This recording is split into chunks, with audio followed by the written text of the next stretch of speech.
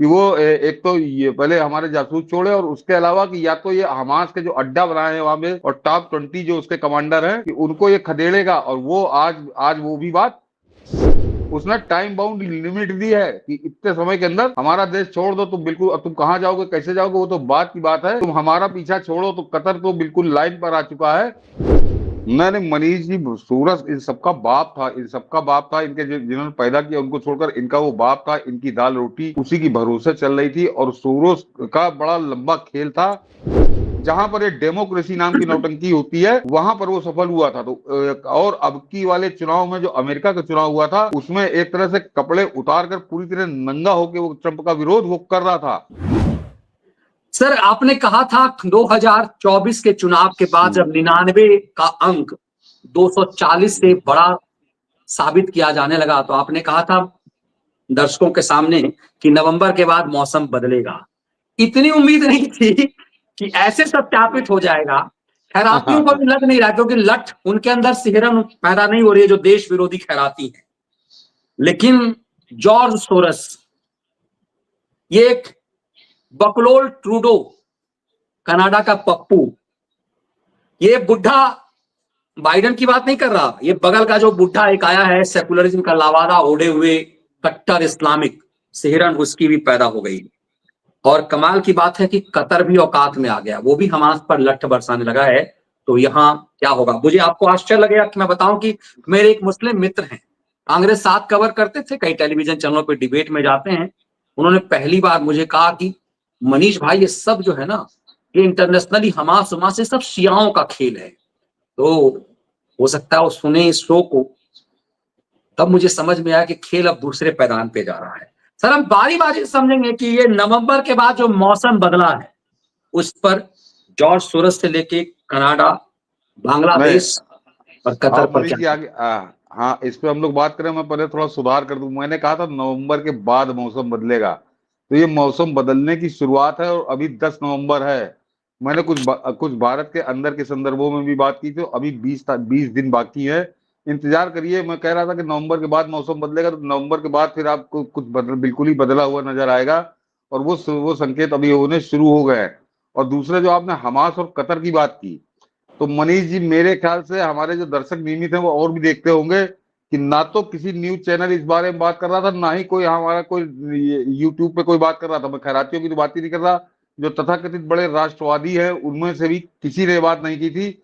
और मनीष जी, हम लोग महीनों पहले से, और संभवतः महीनों नहीं, अब तो साल भर हो रहा होगा, जिस समय वो जासूस हम लोग के जिनको फांसी दे दी थी कतर ने, जब उनको छोड़ा था, उस समय भी मैंने कहा था कि इजराइल इसको छोड़ेगा नहीं और इसके प्राण एक ही शर्त में बचेंगे कि वो एक तो ये पहले हमारे जासूस छोड़े, और उसके अलावा कि या तो ये हमास के जो अड्डा बनाए हैं वहां पे और टॉप 20 जो उसके कमांडर हैं कि उनको ये खदेड़ेगा। और वो आज आज वो भी बात सच हो रही है। किस तरह से कैसा मौसम बदला है नवंबर में कि वो पूरे उसने मनीष जी केवल कहा, ये नहीं कहा चले जाओ, उसने टाइम बाउंड लिमिट दी है कि इतने समय के अंदर हमारा देश छोड़ दो। तुम बिल्कुल, अब तुम कहाँ जाओगे, कैसे जाओगे, वो तो बात की बात है। तुम हमारा पीछा छोड़ो तो कतर तो बिल्कुल लाइन पर आ चुका है। तो हम लोगों को आज ये कहना होगा कि आज जैसे आज पांचवी सालगिरह भी 5 साल पूरे हो रहे हैं, और आज हम लोग को कहते हुए गर्व हो रहा है कि दो बातें कही थी और दोनों बातें 100% सच हो रही है। हमास और कतर वाली 100% सच है। और बाकी अभी नवंबर का तो मैंने कहा अभी 10 दिन हुए, अभी 20 दिन बाकी हैं। तो शुरू करते सबसे बड़ा खलनायक सोरस से। ये सोरस कहता था कि हम मोदी को बर्बाद कर देंगे। अब वहां ट्रंप आ गए, और ये भारत में जो सोरस के पैसे पर पलने वाले, फुदकने वाले सनसनीबाजों की गैंग थे, ये खलियर खैरातियों का जो खिलंदर गैंग है, इन सब के अंदर सिहरन पैदा हो गई है। ये लोग कह रहे हैं कि सोरस तो कहां दुबक गया, अमेरिका में है भी या नहीं है, गायब हो गया है, ट्रंप का हंटर चलेगा। तो वो तो मोदी को निपटाने आया था, कहां निपट गया? फिर उनके चेले चपाटों का क्या होगा सर? मैंने मनीष जी, सूरज इन सबका बाप था, इन सबका बाप था। इनके जिन्होंने पैदा किया उनको छोड़कर इनका वो बाप था। इनकी दाल रोटी उसी की भरोसे चल रही थी। और सोरोस का बड़ा लंबा खेल था।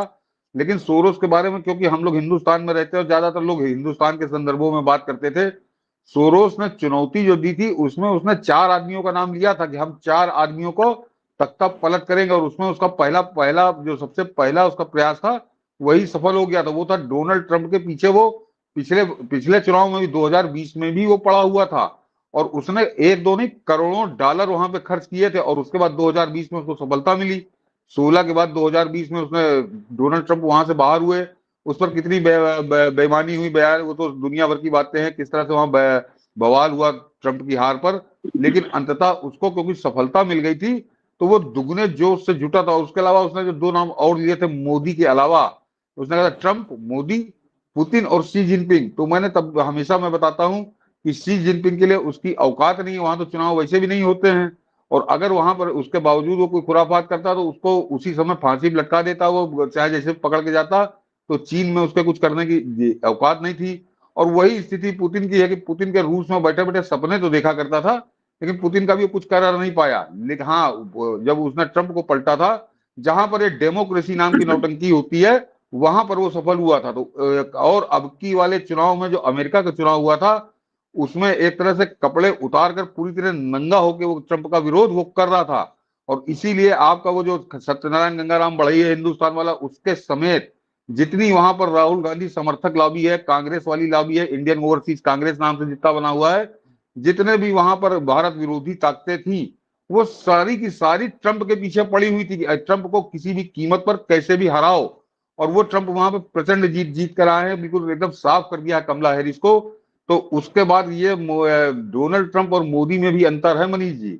डोनाल्ड ट्रंप प्रधानमंत्री, मोदी नहीं है, वो सबका साथ सबका विकास, उसके पास ऐसी कोई थ्योरी कतई नहीं है, और उसने डंडा चलाना शुरू कर दिया है। तो वो आप बिल्कुल सही कह रहे हैं कि अभी सोरोस के वेयर अबाउट वहां से गायब है, अमेरिका से वो कहीं छुपा हुआ है, कहीं बैठा हुआ है, क्या कर रहा है। और ये खबरें आ रही कि उसके ऑफिस बंद होना शुरू हो गए हैं, और वो खुद भी अमेरिका से लेकिन उसके साथ समस्या दूसरी है कि वो भाग कर जाए कहाँ, क्योंकि वो अमेरिका के बाद अब वो भाग के जा सकता है कनाडा। तो कनाडा एक तरह से अमेरिका के टुकड़ों पे पलने वाला देश है, और वहां ट्रूडो की खुद हालत खराब है, तो वो कनाडा भी नहीं जा सकता। जहां का वो रहने वाला है हंगरी, वहां से उसको बहुत पहले वहां के राष्ट्रपति खदेड़ चुके हैं, वहां जाकर तो फांसी हो जाएगी उसको। तो एक तरह से जो मोदी विरोधी भी है सहयोग से, कि उनमें सोरोस सबसे बड़ा सरगना था। तो सोरोस के तो जिंदगी हराम हो गई है 92-94 बरस की उम्र में। वो कहाँ जाएगा, और अगर वो अमेरिका में रहा तो निश्चित मानकर चलिए कि उसको जेल में अब अपनी जिंदगी गुजारनी पड़ेगी, क्योंकि ट्रंप उसको छोड़ेंगे नहीं, और वो जानता है इस बात को, क्योंकि उसने कुकर में बहुत जबरदस्त किए हैं 2020 के उसके कुकर में। और अब की वाले तो बड़े खुलकर थे कि करोड़ों डॉलर उसने पानी की तरह बहा दिए थे कि ट्रंप वहां पर हारे। तो अब एक तो सोरोस, और दूसरा मनीष जी जो सीधे हिंदुस्तान से जिसका मामला है, कि एक नाम और है नाथन एंडरसन, जिसके बारे में बहुत कम लोग जानते हैं, मगर उसकी कंपनी के बारे में सब लोग जानते हैं। अभी नाम लूंगा सब लोग जान जाएंगे। वो हिंडनबर्ग जो एक आई थी, वो उसका मालिक है नाथन एंडरसन। तो उसके खिलाफ भी अब मुकदमे खुलने शुरू हो गए हैं। यानी अभी सोरोस ने सत्ता नहीं संभाली है, वो सोरोस कह रहा हूं, डोनाल्ड ट्रंप ने अभी सत्ता नहीं संभाली है। वो 20 जनवरी को तो सत्ता संभालेंगे, लेकिन एक तरह से कामकाज उनके हिसाब से होने लगा है। तो वो नाथन एंडरसन के खिलाफ भी, एक सोरोस के बड़े परम मित्र हैं, उनका उसने करोड़ों डॉलर का चूना लगाकर कुछ किया था, तो उन्होंने भी इसके ऊपर मुकदमा नाथन एंडरसन पर ठोक दिया है, और उसमें भी उसके जेल होना बिल्कुल तय है।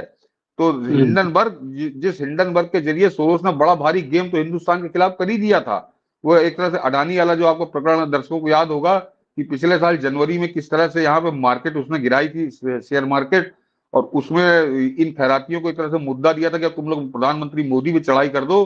तो वो सारा नाटक, वो सारी नौटंकी जो देशघाती नौटंकी थी, जिसमें यहाँ के खैराती और यहाँ के तथाकथित सेकुलर और लिबरल नेता उस सोरोस की जय जयकार कर रहे थे, उस नाथन एंडरसन की जय जयकार कर रहे थे, हिंडनबर्ग की जय जयकार कर रहे थे, और उसको देवता तुल्य मान रहे थे, उसको देवताओं द्वारा कहा गया सच मान रहे थे। वो जालसाज कंपनी और उसका जालसाज वो सोरोस, उसके खिलाफ कभी एक शब्द नहीं बोले ये। तो आज की तारीख में वो दोनों जेल जाने की कगार पे खड़े हैं, और उसमें सोरोस तो गायब है, और मेरे ख्याल से नाथन एंडरसन भी या तो भाग जाएगा दिन अमेरिका छोड़कर, या फिर उसको जेल में अब अपने दिन काटने पड़ेंगे। तो ये हिंदुस्तान के लिए बड़ा शुभ संकेत है ये। और ये केवल सोरोस या एंडरसन नहीं, इनके बारे में अभी ये लोग बहुत बड़े अवसर देंगे।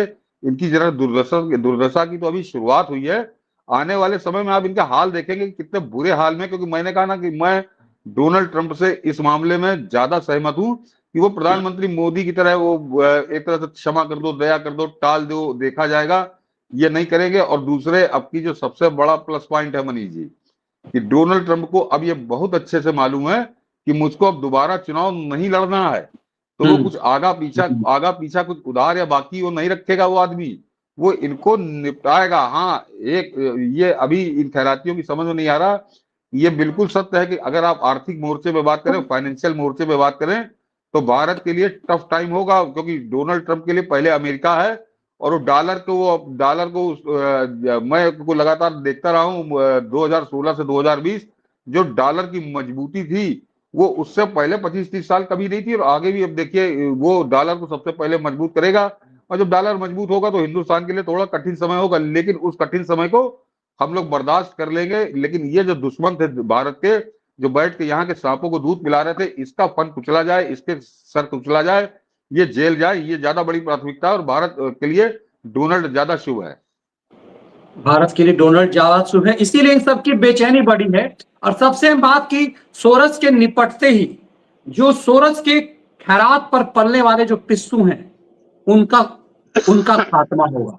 तो निश्चित रूप से सिहरन न सिर्फ सोरस के, उस बुढ़े सोरस के अंदर हो रही होगी, यहाँ के भारत द्रोही में। हाँ मनीष जी, जरा ये और स्पष्ट कर दूं कि आपको अब समझ में आ जाएगा, क्योंकि यहाँ का जो जितना खैराती था वो दिल्ली में बैठ के दारू पी के रात में अंग्रेजी में लिखने वाला वो, और यूट्यूब पे नाचने वाले हिजड़े, ये केवल इसीलिए डोनाल्ड ट्रंप की जीत पर इसीलिए मातम में चले गए। इनको बुखार आ गया 104.5, इनके दिमागी बुखार इनके सर पर चढ़ गया, क्योंकि इनको मालूम है कि ये जान रहे थे कि अगर ट्रंप जीता तो सोरोस की खटिया खड़ी हो जाएगी, और सोरोस के साथ साथ वो एंडरसन चला जाएगा। तो इनको जो रकम मिल रही थी, अब पहले ये उम्मीद बांधे हुए थे कि 5 साल अभी फिर रकम हमको देता रहेगा, सोरोस तो देते रहेगा, तो इनकी दुकान चलती रहेगी, बाकी देश से इनका कोई लेना देना नहीं। तो अब इनको आने वाले समय में टुकड़ों की मुश्किल होंगी, तो इनको टुकड़े मिलना कठिन होगा। यही कारण था कि हिंदुस्तान की तथाकथित मीडिया, या जिसको आप हम लोग खैराती या दलाल कहते हैं, खलिया खैराती, वो सब इसीलिए मातम में थे। और आपको देखा होगा कि आपने इसीलिए किसी को भी डोनाल्ड ट्रंप की जीत पर प्रशंसा या आनंद व्यक्त करते हुए नहीं सुना होगा। और उसके अलावा वो जो सबसे बड़ा खैरातियों का सरगना है, उसने तो बाकायदे एक बड़ा पूरा एक कार्यक्रम कर डाला कि डोनाल्ड ट्रंप की इतनी तारीफ क्यों हो रही है। तो डोनाल्ड ट्रंप की तारीफ तो हिंदुस्तान करेगा।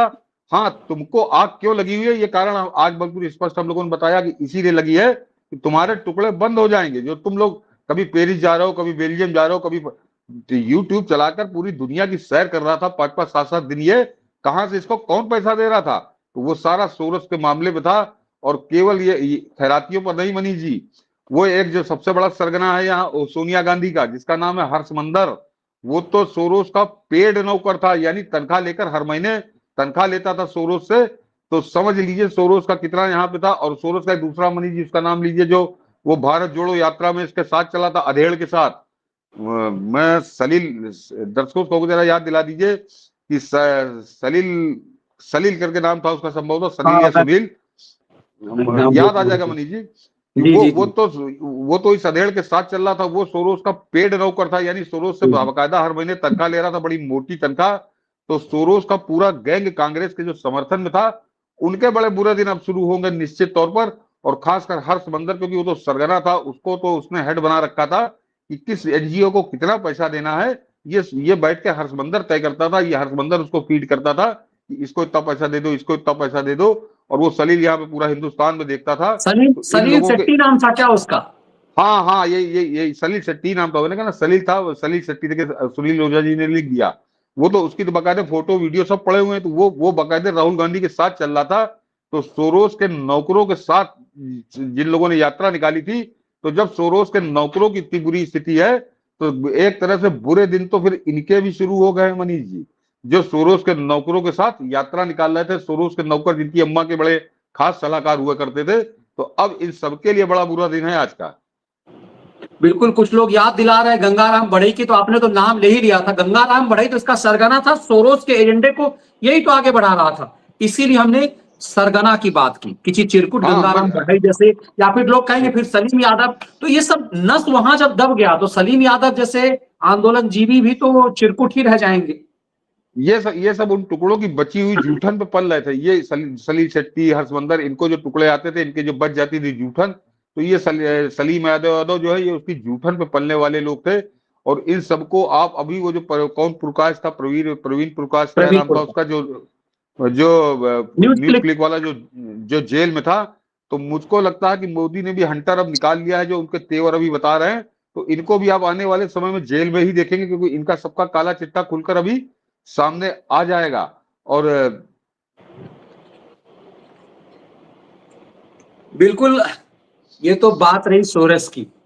अब वो कनाडा का पप्पू, वो बहुत फुदक रहा था, और कनाडा का पप्पू जब आतंकवादियों के साथ हुआ, मोदी ने उसे खूब समझाने की कोशिश की, तो यहां के दलालों ने कहना शुरू किया कि वहां तो अमित शाह वांटेड हो गया। यहां आप देखिए, सनसनीबाजों को इतने निर्लज्ज हैं कि अपने देश के, ठीक है व्यक्तिगत रूप से तुम मोदी को पसंद करो, अपनी सरकार को ना करो, लेकिन कनाडा से भारत के गृह मंत्री को वारंट है, ये एक नैरेटिव बनाया जाने लगा। अब उस कनाडा के पप्पू का तो कहते पूरा एजेंडा पंचर हो गया। असली सिहरन तो वहां पैदा हो रही है। नहीं मनीष जी, अपने कार्यक्रम में हम लोग बड़े डिटेल में नहीं जाएंगे, लेकिन आपको बड़ी एक मोटी चीज बता देता हूँ, ये आपकी समझ में आ जाएगा कि कैसे वहां भी मौसम पूरी तरह बदल गया है। ये आपको एक घटना आज ही हुई है कि वहां पर एक अर्श अर्श ढल्ला करके एक था, वो कट्टर खालिस्तानी, और वो जो निज्जर मारा गया था, जिसकी मौत पे, हत्या पे मातम मना रहा था ट्रूडो, और यहाँ दुनिया भर की उसने दंगई और नाच सब किया था। वो डल्ला जो था, वो उसका साथी था, निज्जर का एक तरह से राइट हैंड था, या निज्जर के बाद आपको कहिए दूसरे नंबर पे था। उस अर्श डल्ला को आज का, अर्श डल्ला या दर्शन डल्ला उसका नाम है, उसको आज कनाडा की पुलिस ने ही गिरफ्तार किया है, और एक कत्ल के मामले में गिरफ्तार किया है। यानी जल्दी उसकी रिहाई या छूटने का कोई मौका आपको नहीं मिलेगा उसको। तो ये कल्पना करना भी बड़ा मुश्किल था कि ट्रूडो जो है वो डल्ला को गिरफ्तार कर देगा, जो निज्जर के कत्ल पे इतना बिफरा जा रहा था, इतना बफला जा रहा था, हिंदुस्तान से संबंध खराब करने में आमादा था। और अचानक उसका ऐसा हृदय परिवर्तन हुआ कि आज उसने डल्ला को गिरफ्तार किया, और डल्ला के 2 शूटर हिंदुस्तान में आज ही पकड़े गए हैं। वो उन्होंने एक यहाँ पे मारा था, कत्ल कर दिया था, एक सिख एक्टिविस्ट थे, उनका ग्वालियर में उन्होंने कत्ल किया था। तो वो दोनों शूटर आज ही यहाँ हिंदुस्तान में पकड़े गए हैं। ग्वालियर में उन्होंने कत्ल किया था, लेकिन वो पकड़े गए हैं पंजाब में, और आज ही डल्ला वहां पे कनाडा में पकड़ा गया है। तो आप जरा ये सोचिए कि ये इतना बड़ा परिवर्तन, चारित्रिक परिवर्तन कह लीजिए या आचरणगत परिवर्तन कह लीजिए, तो ये अपने आप में बता रहा है कि डल्ला की गिरफ्तारी ये छोटा मोटा घटनाक्रम नहीं है। ये अपने आप एक तरह से ट्रूडो के जो हाथ पांव फूले हुए हैं, जो मोदी का हंटर, बिना अदृश्य हंटर चल रहा है, और मोदी ने जिस तरह से उसकी जड़ें काटी हैं, तो उसकी अब समझ में आ रहा है कि अब अगर मैं ज्यादा लड़ूंगा तो खत्म हो जाऊंगा, निस्ताराबूद हो जाऊंगा। उसकी वजह से अब वो भी अपने, उसने एक तरह से केचुल बदली है। और ये हिंदुस्तान के लिए तो शुभ संकेत है ही है, लेकिन यहाँ के खैरातियों के लिए बड़ा बुरा है। यहाँ के खैरातियों के लिए बड़ा बुरा संदेश है, जो बड़ा नाच रहे थे बिना घुंघरू बांधे, ऐसा नाच रहे थे कि घुंघरुओं की आवाज आ रही थी, कि उसने तो अमित शाह को कत्ल में नामजद कर दिया, अमित शाह का नाम लिख दिया। तो अब उनकी समझ में आ रहा होगा कि वो नाच नाच के कर रहा था, लेकिन प्रधानमंत्री मोदी मौन रहकर वहां क्या गोटी बिछा रहे थे। और उसमें जो सबसे ज्यादा, फिर मैं कहूंगा कि मैं क्यों ट्रंप की बात करता हूं, कि वहां पर जो बाइडेन बुढ़ा वहां से गया है, 82-83 बरस का, वो उसके बुद्धि तो काम नहीं कर रही थी, वो लोगों के नाम भूल जाता था, रास्ता भूल जाता था, आके आता किसी काम से था, मंच पे करने कुछ और लगता था, लेकिन वो हिंदुस्तान के खिलाफत में उसने कभी कोई गलती नहीं की। तो वो जो आदमी है, उसका वहां से हटना, वो एक तरह से ट्रूडो को अपना अवैध बच्चे की तरह, जैसे किसी रखेल के बच्चे को पाला जाता है, उस तरह से वो ट्रूडो को पाल रहा था। और अपने कैंपेन के दौरान ट्रंप ने बहुत खुलकर ट्रूडो की आलोचना की थी। वो अच्छे से जानता है कि ये ट्रूडो का जो है, ये बाइडेन का पाला हुआ है, तो उसको मालूम है कि ये मेरे मेरे जो एजेंडा है उसमें ये फिट नहीं बैठेगा, और खासकर जो भारत विरोधी एजेंडा है। तो ट्रूडो को अब वहां पर, ट्रूडो को मालूम है कि धरती ऊपर और नीचे दोनों तरफ से गर्म हो चुकी है। उससे बचाव के लिए, अपनी खाल बचाने के लिए आज वहां पे डल्ला की गिरफ्तारी हुई है। तो डल्ला की गिरफ्तारी बड़ी घटना है, जिसको देखिए मनीष जी, हमारे यहाँ उसको अभी भी डाउन प्ले कर रहे हैं, हमारा मीडिया उस पर कोई बात नहीं कर रहा है। और निज्जर का कत्ल का कैसा यहाँ पे अपने मीडिया पे 5 से 11 किस तरह से इन्होंने बहस शुरू की थी, 5-5 घंटे चर्चा हो रही थी, लेकिन डल्ला पकड़ा गया, क्यों पकड़ा गया, क्या कारण है, इस पर कोई चैनल बात नहीं कर रहा। तो आप इसको समझ सकते हैं कि यहाँ पर कैसे कैसे लोग आस्तीन के सांप बनकर दूध पी रहे हैं, आस्तीन के सांप बनकर दूध पी रहे हैं। और इन सब का इसीलिए कह रहे हैं कि एक ट्रंप इन सब की तबाही का वक्त की वजह बन गया, और वो क्यों बन रहा है ये समझ में आएगा कि जब मोदी के हंटर की सेहरन अंदर तक जाएगी। नहीं, और जरा ये समझ लीजिए कि जिनको कहते हैं मोदी को कूटनीति नहीं आती, मोदी को विदेश नीति नहीं आती, मोदी तो चाय बनाने वाला है, उनके मुंह पर बीसों, आज क्या कहूं, बीसों तमाचे हैं कि मोदी के ट्रंप से संबंध और किस हद तक संबंध, 4 साल वो आदमी सत्ता में बाहर रहा, उसके बावजूद उनके कैसे संबंध रहे, ये अब समझ में आ रहा है। ये अब समझ में आ रहा है कि मोदी कैसी विदेश नीति और कैसी कूटनीति करते हैं, कि वो आदमी 4 साल सत्ता में बाहर रहने के बाद वो जब दोबारा जीतता है तो पूरी दुनिया में पहला फोन प्रधानमंत्री मोदी का जाता है और उस पर बाकायदा प्रसन्न होकर उसका रिस्पांस आता है ट्रंप का। तो प्रधानमंत्री मोदी सत्ता के साथ दोस्ती नहीं करते, कुछ दोस्तियां उनकी ऐसी होती हैं कि वो बिना सत्ता के भी चलती हैं, और वो परिणाम किस तरह के देती हैं ये अभी नवंबर के 10 दिनों के अंदर बदला हुआ मौसम आपको बता रहा है। और अभी हम लोगों ने सोरोस और ट्रूडो की बात की, अभी दो बाकी हैं, अभी 2 बाकी हैं। बिल्कुल। बगल में बांग्लादेश का बुढ़ा एक आया, बुढ़े बाइडेन का एजेंट बनकर, उसको बहुत जैसे होना कि बाइडेन ने उसे यूं लपेटा था जैसे कोई 5-6 साल का बच्चा हो। उसे लगा कि हमने हाँ शिकार एक दक्षिण एशिया में खड़ा कर दिया भारत के खिलाफ। हाँ और उसे आवरण उठाया सेकुलरिज्म का, एक कट्टर इस्लामिक चरित्र वाले को, मतलब एक कोई इस्लामिक व्यक्ति सेकुलर कैसे हो सकता है। अब जो ही अमेरिका में सत्ता बदली, इसका भी मिजाज बदलना शुरू हो गया। बांग्लादेश को नोटिस आना कि तुमने हिंदुओं की इतने बड़े पैमाने पर हत्या तुम्हारे यहां हुई है, उसने तो बेचैनी बढ़ा दी है बांग्लादेश की। बेचैनी नहीं बढ़ा दी मनी जी, उसके लिए भी कहा जा रहा है कि वो गायब है, उसके बाद से वो अब सार्वजनिक रूप से सामने नहीं आ रहा है। लेकिन वो असल में हम लोग जब वहां तख्ता पलट हुआ था अगस्त के महीने में, तब भी वो बात की थी कि वो हिलेरी क्लिंटन की पुरुष रखैल था, जैसे पुरुष वेश्याएं होती हैं उस तरह का वो पुरुष वेश्या था, वो हिलेरी क्लिंटन की रखैल था वो आदमी। और किस तरह से हिलेरी क्लिंटन से जुड़ा हुआ था कि अगर आपको ध्यान हो मनीष जी कि 2016 का जो चुनाव जब ट्रंप जीते थे तो उनके खिलाफ हिलेरी क्लिंटन चुनाव वो लड़ रही थी। मैं अभी किस्सा जो बता रहा हूं उसको आप जरा ध्यान से सुनिएगा दर्शकों को, बहुत छोटा सा किस्सा है कि उसके बाद जिस दिन वो रिजल्ट आया अमेरिका का, उस दिन यूनुस जो है वो पेरिस में कहीं अपना किसी सेमिनार में भाषण देने गया था। तो वहां पर वो भाषण जब उसने दिया तो उसने कहा कि आज ट्रंप की जीत की खबर आई तो मुझको इतना बड़ा झटका लगा है कि मेरे मुंह से आवाज नहीं निकल रही है, मुझको ऐसा लग रहा है कि मेरी सारी ताकत खो गई है। ये बात उसने 2016 में ट्रंप की जीत पर कही थी और ट्रंप हिलेरी की हार पर कही थी। और वो आदमी आज जब दोबारा ट्रंप जीत कर आए हैं और पिछली बार से ज्यादा प्रचंड जीत के आए हैं, तो सोच लीजिए कि पिछली बार तो उसकी आवाज गायब हुई थी, अब की वो खुद गायब है, अब की वो खुद गायब है। और ट्रंप लगातार जो चुनाव के दौरान तो उन्होंने चेतावनी दी ही दी थी, साथ ही साथ वो अब भी अपने संकेत दे रहे हैं। और अभी थोड़ा हम लोग को इंतजार करना पड़ेगा, जिस दिन आधिकारिक तौर पर ट्रंप वहां पर सत्ता संभालेंगे, 20 जनवरी उसकी फिक्स डेट है, उस दिन बांग्लादेश तब तक मेरे ख्याल से जिस हिसाब से वहां हलचल मची हुई है, अभी कुछ उपद्रवियों ने वहां पे आक्रामक रुख अपनाया है, लेकिन उनको वो जैसे कहने कि दिया बुझने से पहले फड़फड़ाता है, ये उस तरह की फड़फड़ाहट है। यूनुस गायब है और ये भी आपको गायब नजर आएंगे 20 जनवरी, अब इंतजार करिए। तो यूनुस का तो मैंने बताया कि आपको कि वो आदमी जब पहली बार ट्रंप जीते थे तब वो बता रहा था कि मेरी आवाज गायब हो गई, मेरे लग रहा मुझे मेरी सारी ताकत चली गई। तो वो आदमी अब तो खुद गायब हो गया, अब पिछली बार आवाज गायब हुई थी, अब की वो खुद गायब हुआ है। तो ये अपने आप में हिंदुस्तान के लिए ये सबसे ज्यादा परिवर्तनकारी जो तथ्य है, ये हिंदुस्तान की सेहत के लिए बड़ा ठीक है। अन्यथा बगल के अंदर उस बाइडेन और कमला हैरिस, इन दोनों ने मिलकर एक ऐसा यहाँ पे गैंग तैयार कर दिया था कि अगर इसके ऊपर अंकुश ना लगता, इस पर कोई रोक टोक ना होती, तो ये अभी हम लोग को थोड़ा कम लग रहा था, लेकिन आने वाले समय में ये ज्यादा हमारे लिए खतरनाक हो जाता, पाकिस्तान का रूप ये ले लेता।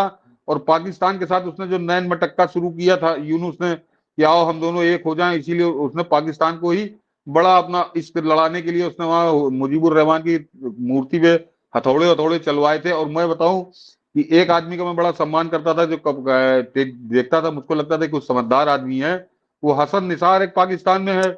उसको मैंने जब नाचते हुए देखा कि बड़ा अच्छा हुआ वहां पर, वो बड़ा बिल्कुल सही हुआ, वो शेख हसीना को गाली दे रहा था, तो मेरी समझ में आया कि ये असल असल में तो ये भी है तो वही, जिसके लिए हम लोग यहाँ रोज पीते हैं, वो अपने आप का एक आवरण ओढ़े हुए है। तो वो बड़ा खुश था कि मुजीबुर रहमान की खोपड़ी पे हथौड़ा चला और 50 साल पहले जो गलती हुई थी उस गलती को सुधार दिया गया। तो वो अब जो उसकी समझ में आएगा कि वो गलती क्या थी और उसकी कितनी बड़ी कीमत अब चुकानी पड़ रही है इनको। तो ये इस तरह से जो सोच लीजिए कि मतलब हसन निसार जैसे लोग यूनुस का गाना गाने लगे थे, तो अगर ये बड़ा परिवर्तन का अमेरिका के अंदर ना हुआ होता तो ये जो गठजोड़ था दोबारा, ये तो कुछ पाकिस्तानी तो मनीष जी सपना देखने लगे थे कि हम फिर एक हो जाएंगे, यानी बांग्लादेश खत्म हो जाएगा, फिर हम पाकिस्तान का वहां पे वो हो जाएगा। इतनी ज्यादा मित्रता 3-4 महीनों के अंदर इनकी जन्म ली थी। अब इनकी समझ में आएगा कि ये क्या हुआ है और इस परिवर्तन का इनके ऊपर क्या परिणाम पड़ना। और मैं ट्रंप की जो जीत है उसमें वहां पूरे अमेरिकन को धन्यवाद, लेकिन हमारे जो एनआरआई हैं वहां पर हिंदू, खासकर जो इंडियन माइनॉरिटीज हैं, उनका 40-45 लाख का वो वोट है वहां पर। और जो खबरें हैं कि उन्होंने एक तरह से सपोर्ट किया था, तो उनको बिल्कुल सर, विशेष तौर बहुत से अपने धन्यवाद। अपने बहुत सारे व्यूअर जो यूएसए से हैं वो लिख रहे हैं यहाँ पे कि हमने ट्रंप को वोट दिया, बड़े पैमाने पर हाँ, हिंदुस्तानियों ने ट्रंप को वोट दिया। तो चूंकि आपके बहुत सारे अपने व्यूअर्स यहाँ पर हैं जो एनआरआई हैं, भारत के हैं, और उनको वहां पर वो वोटर अधिकार लिए हुए हैं और उन्होंने ट्रंप को जिताया है। हाँ, सर, वो विशेष धन्यवाद के पात्र है। विशेष धन्यवाद के प्राप्त। और हम क्यों कह रहे हैं कि बांग्लादेश में जो हंटर चला, ये यूनिस जो गायब है, उसका असली प्रभाव नरेंद्र मोदी से है। नरेंद्र मोदी एकमात्र राष्ट्रीय अध्यक्ष हैं जिनने बांग्लादेश में इस अत्याचार पर खुल करके बोला। भारत में एकमात्र ऐसे स्तर के नेता, भारत के विपक्ष का कोई नहीं बोला कि हिंदुओं पर अत्याचार हो रहा है। और भारत नहीं की बोले। कभी आदत नहीं रही है खास करके मुस्लिम देशों को कहे कि वहां पर अत्याचार मुसलमान कर रहे हैं। ट्रंप ने वही भाषा बोली है जो नरेंद्र मोदी ने 2 महीना पहले बोला था।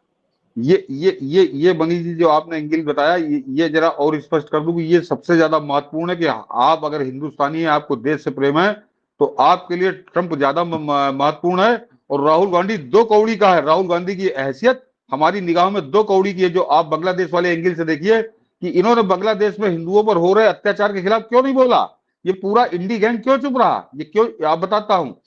क्योंकि ये सोरोस के पूरे एक तरह से पेरोल पे है पूरी नेतागिरी और पूरी मीडिया। तो ये, और सोरोस जो था वो बाइडेन का पाला हुआ था, वो बाइडेन के लिए 2020 में जूझ रहा था। तो जो मालिक जो काम कर रहा था, तो इनके लिए देश नहीं है, इनके लिए हिंदू नहीं है, इनके लिए सनातन नहीं है, इनके लिए जो रकम का स्रोत था सोरोस, तो वो क्योंकि बाइडेन के गीत गा रहा था और बाइडेन का ही पूरा खेल था बांग्लादेश में। और ये समझ लीजिए कि बांग्लादेश में जो सत्ता परिवर्तन और फलाना दिमाग का जो नौटंकी वहां पर हुई, वो दुनिया के किसी कोने के लिए नहीं हुई थी। वो सिर्फ भारत को परेशान करने के लिए, भारत की ग्रोथ को रोक देने के लिए, भारत में आतंकवाद की नई फसल उगाने के लिए, वो सिर्फ भारत के लिए वहां पे यूनुस को लाके बैठाला गया था। लेकिन ईश्वर ने साथ दिया है भारत का। और अब मजा आएगा खेल का। जरा मैंने कहा अभी तो नवंबर 1 तिहाई गुजरा है, अभी 2 तिहाई बाकी है। अभी 2 तिहाई बाकी है। हम सब उसका इंतजार कर रहे हैं कि ये नवंबर के बाद क्या होगा। अभी तो नवंबर शुरू ही हुआ है। इसका असर सबसे इंटरेस्टिंग ये है कि अब कतर तक दिखने लगा सर। हाँ, कतर तक दिखने लगा।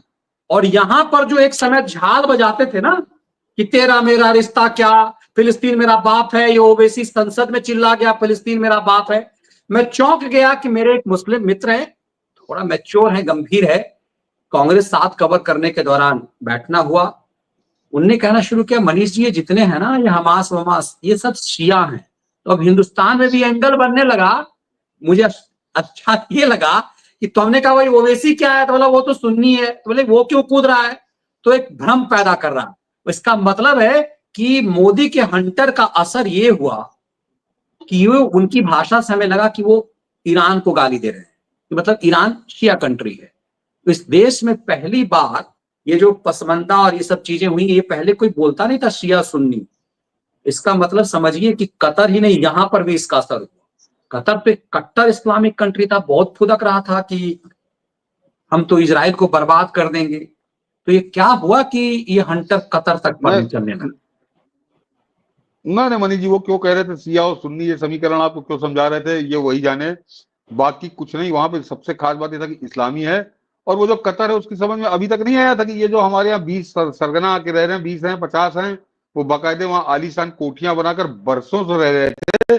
पिछले 10-15 साल से अड्डा था उनका कतर में, तब कतर के नहीं समझ में आया था कि ये शिया हैं। तो तब वो मुसलमान थे, तब वो शिया नहीं थे, ना शिया थे ना सुन्नी थे। तो ये अपने आप को धोखा देने के लिए बता, अब ये क्योंकि इनको मालूम है कि जूते वहां पड़ने हैं और बहुत बुरी तरह से पड़ने हैं, तो अब इन्होंने राग अलापना शुरू किया कि वो तो शिया है इसलिए जूते पड़े। 15 साल से जूते क्यों नहीं पड़ रहे थे? तो ये कोई मतलब नहीं। अब वो जरा अब समझिए कि वहां पे कतर की अपनी खोपड़ी बचाना उसके लिए मुश्किल है, कि अगर उसने 20 दिन का शायद समय दिया है कि 20 दिन के अंदर अपना बुरिया बिस्तर बांधो और तुम यहां से निकल लो, तो उसको मालूम है कि अगर उसने 20 दिन में नहीं किया तो ये ट्रंप है। और उधर इजराइल तो बिल्कुल तैयार बैठा है, ईरान को वो निपटा रहा है कि अब वो 21वें दिन जूते उसके सिर पे पड़ेंगे, और उन 20 को तो मारना बड़ा सरल काम है, कभी भी जब चाहेगा तब इजराइल निपटा देगा। तो अब इजराइल थोड़ा 20 दिन इंतजार करेगा कि ये निकल के जा कहाँ रहे, बच तो उसकी आंखों से नहीं सकते। और दूसरे उनके सामने भी मनीष जी वही समस्या आई है जो मैं सोरोस के लिए कह रहा था, कि अब वो कतर तो उनको निकाल देगा, लेकिन उनको लेगा कौन? उनको सऊदी अरब, यूएई तो उनसे बिल्कुल एकदम जैसे नफरत की स्तर तक है, तो वो उसको चिमटी से नहीं छुएंगे। एक अंदाजा लगाया जा रहा है, अगर वो लेबनान आए तो मतलब अपनी मौत के दस्तखत करेंगे, कि लेबनान में तो घुसने का उनका कोई मतलब नहीं, वहां पूरा इजराइल का कब्जा हो चुका है। तो एक एक जो बड़ी उम्मीद कर रहे हैं कुछ उसी तरह के लोग जो शिया और सुन्नी वाला राग समझा रहे हैं, कि संभवतः वो तुर्की जाएंगे, कतर से निकलकर वो अपना ठिकाना तुर्की जाएंगे। तो वो मैं बता दूं कि एर्दोगान जो है वो भी अपना पल्ला झाड़ रहा है, और वो अब की उसने यूएन में भारत के कश्मीर का कहीं जिक्र नहीं किया। उसके बाद वो पहुंच गया था मुझको कि ब्रिक्स में शामिल कर लो। तो वो एक तरह से आई बला अपने सर पे ले लेगा, या जैसे कहते हैं ना हमारा उड़ता तीर वो पकड़ेगा, तो उड़ता तीर एर्दोगान भी नहीं पकड़ेगा।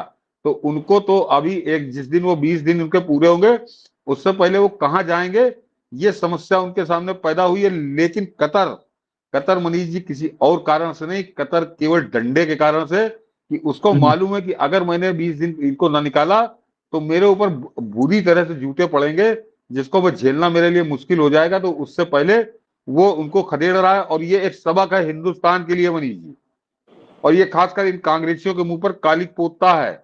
मैं अब बताता हूं मनीष जी की, एक आदमी जो हिंदुस्तान में 125 से ज्यादा मुकदमे जिसके ऊपर थे, और उन मुकदमों में उसकी सजा सुनाने की नौबत आ गई थी, वो भागकर उसने कतर में शरण ली थी। तो बजाय कतर पे दबाव डालने के, या कतर से कहना कहना चाहिए था कि हमारा ये भगोड़ा अपराधी है, इस अपराधी को वापस करो, इन कांग्रेसी सरकार ने यहाँ पर ऐसा ढोल बजाना शुरू किया कि बड़ा कलाकार भाग गया था, हिंदूवादी कट्टरता से भाग के चला गया था। वो एम एफ हुसैन, वो जाकर कतर में रहा था, जिस जो जो कट्टर इस्लामी देश है, जहां पर आपकी एक एक चीज निगरानी में रहती है, और आपको बहुत सोच समझ के बोलना पड़ता है कि कहीं कुछ उल्टा सीधा बोल दिया तो सीधे फांसी में लटका दिए जाएंगे। वो वहां जाके बड़े सुकून से रह रहा था, और हिंदुस्तान में कहेगा मैं तो हिंदू कट्टरपंथियों की वजह से मुझको भारत छोड़ना पड़ा। और वो बेशर्म कांग्रेसी सरकार, मैं बता रहा हूं बेशर्म कांग्रेसी सरकार, कि उसने एक बार भी नहीं कहा कि ये भगोड़ा अपराधी है, और उसके ऊपर 100 से ज्यादा मुकदमे हैं, अलग अलग केस थे उसके ऊपर। वो देवी देवताओं के नंगे चित्र बना के यहाँ पे नीलाम करता था, क्योंकि उसके साथ वो कांग्रेसी सरकार, कांग्रेसी नेता उसके साथ पार्टनर थी, वो नफीसा अली। वो बाकायदे कनाट प्लेस में उसने उसकी प्रदर्शनी लगाई थी देवी देवताओं के नंगे चित्रों की। तो कांग्रेसी नेता तो उससे एक तरह से करा रहे थे, तो कैसे अपने पापों की बात करते। और यहाँ पे हिंदुस्तान की अलग अलग अदालतों में जो उसको था। तो आज ये पता चल रहा है कि मोदी सरकार आने के बाद हमारे 8 जो वहां पे फांसी की सजा दी थी उनको माफ किया गया है, और किस तरह से वहां पे अब जूता चल रहा है फिलिस्तीन के जो वहां पे 15 साल से डटे हुए थे, और एक वो कांग्रेसी थे कि हमारे भगोड़े अपराधी को कतर वहां शरण दिए रहा, और इनके मुंह से बोल नहीं फूटा कांग्रेसियों के कि ये हमारे यहाँ का भगोड़ा अपराधी है, इसको हमें वापस करो। उसके बजाय ये कांग्रेसी और ये तथाकथित वामपंथी, इनको क्या मेरे मुंह से निकलेगा, ये किस तरह से उसका महिमा मंडन करते थे, और आज भी पूरी बेशर्मी के साथ उसको बताते कि बड़ा महान कलाकार था और दुनिया का बड़ा महान कलाकार था। और उसको यहाँ पे कट्टरपंथियों की वजह छोड़, कट्टरपंथियों से नहीं, वो 125 मुकदमों में उसको होती सजा, क्योंकि सारे सारे ठोस सबूत थे, इसलिए वो अपनी जान बचा के यहाँ से भागा था, और उससे उसको हम मांग नहीं सके। तो आज बदला हुआ मौसम ये बता रहा है कि पिछली सरकार कितनी कायर थी, कितनी नपुंसक सरकार थी, और अब कैसी सरकार है। बिल्कुल, और क्योंकि इसीलिए हम क्यों, सब क्यों मैं पिछली और अगली सरकार की बात इसलिए कर रहा हूँ क्योंकि आप केवल हमास का मत करिए, वो जो 8 छोड़े गए थे जिनको फांसी की सजा हुई थी, और ये बता दूं कि उसके बाद 6-7 पाकिस्तानियों को वहां सजा हुई और वो लटका दिए गए। वहां पे कतर ने उसके बाद उनको सजा दी, उसके बाद वो लटका दिए गए। पाकिस्तान में बड़ी चर्चा उसकी होती है कि हमारे आदमी को सजा सुना के लटका दिया, और हिंदुस्तान अपने 8 जो उनके थे उनको छुड़ाकर वापस ले गया। तो ये सरकारों का दम होता है, और ये मोदी बता रहे हैं कि कितनी दमदार सरकार है उनकी। वास्तव में 56 इंच की ही सरकार है। वास्तव में 56 इंच की सरकार, और इसीलिए हमने इसे परत दर परत साक्ष्य के रूप में ये रखा कि समझा जा सके कि नवंबर के बाद कैसे मौसम बदले हैं। एक एक फैक्ट को यदि देखिए तो जिन जिन चीजों को लेकर के हम वहां जॉर्ज सोरस, ये ऐसे हवाई बात सतीश जी ने नहीं कर दी है आपके सामने में। भारत विरोधी जॉर्ज सोरस की दुकान बंद होगी दुकान। अमेरिका में ट्रंप की जीत से यह बिजनेसमैन क्यों है परेशान। यहां से तुरंत निकलो, कतर ने हमास के नेताओं को दिया देश छोड़ने का अल्टीमेटम। अब जाने कहां लेंगे शरण, जो अभी आप कतर के बारे में कह रहे थे, और जिस हर्ष दल्ला की जो बात कर रहे थे वो कनाडा में। अब इन सब पर तो आपको क्या लग रहा है कि निज्जर का भी एक खेल होगा? नहीं, निज्जर का खेल तो हो चुका। निज्जर को तो अज्ञात वीरों ने, पन्नू का निज्जर तो निपट गया। ये तो मनीष जी जो हम लोग, नवंबर का असर जी जो हम लोग को रेगुलर देखते हैं उनको तो याद होगा, जिस दिन ट्रंप का रिजल्ट आया था मैंने उसी दिन कहा था कि पन्नू का काम खत्म। पन्नू अब अपनी जान बचाने के लिए क्या करेगा, कैसी तिकड़म करेगा।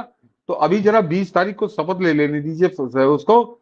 तो पन्नू को अब जरा, पन्नू बड़ा आसान टारगेट हो जाएगा। किस तरह का होगा इस पे ज्यादा बोलना कुछ मामलों में ठीक नहीं होता, ज्यादा ज्ञान हम लोग का बांटना भी ठीक नहीं है। पन्नू के लिए फिलहाल पन्नू की मुश्किलें बढ़ जाएंगी। तो इसीलिए हमने यही समझा कि कहां से लेकर के यहां बांग्लादेश से कनाडा तक, यूं कहें अमेरिका तक, इसका क्या इम्पैक्ट पड़ रहा है, ये सब हम बारी बारी से देख रहे हैं। ये तो हुई सर देश के बाहर की बात। देश के अंदर महाराष्ट्र में चुनाव हो रहा है, और 5 साल पहले जब हमारा ये हम लोगों का शो ये शुरू हुआ था, जब लाइव विश्लेषण, तो महाराष्ट्र में ही चुनाव हो रहे थे, इसलिए हम कह रहे हमारा शुरुआती व्यूअर्स महाराष्ट्र के ही थे।